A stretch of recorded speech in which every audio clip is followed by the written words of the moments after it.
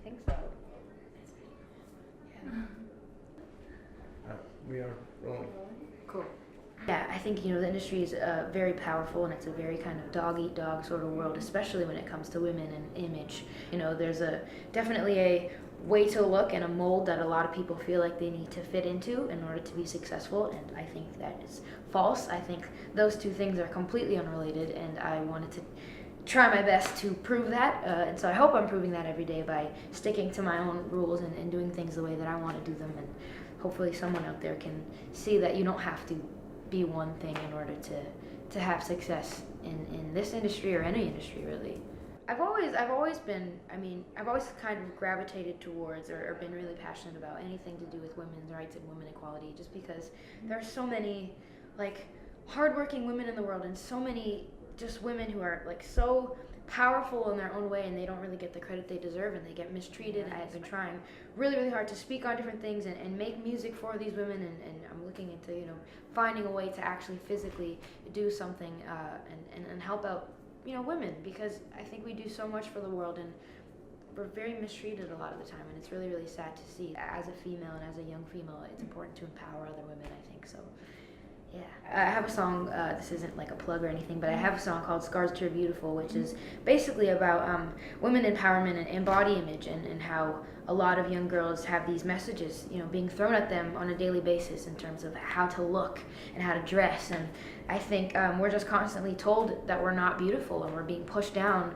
instead of lifting each other. So that song, my intention for that song was just allowing women to have something to look to, and as a reminder to tell them, that they are beautiful no matter what size, color, shape, anything. You need to embrace yourself and embrace others, and that's what that song was about. I've definitely had my own struggles with body image, and just, those days, even now, where I look at myself in the mirror and just dislike so many different things and pinpoint all the things that I wish I could change. We all do it, not only as women, but just people. So, yeah, I think it was important for me to get that out there, not only for myself, but just for anyone who may be, dealing with the things that I am. As hard as it is, just for me, what I did is just turned off all of the noise, all of the outside noise from other people, all of the outside opinions, and most importantly, the noise that's in my own head that's telling myself that I'm not able to do things or that I'm not good enough.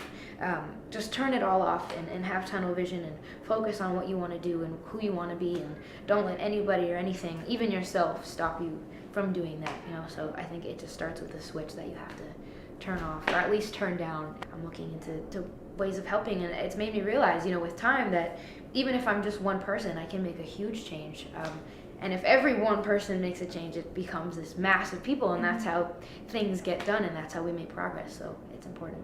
Lift each other up, because we are the future. We're going to be, what helps the world progress. So I think that's just what We Day is. It's lifting each other up, and instead of worrying about ourselves, it's looking to the next person and saying, what can I do for you, and what can we do for each other.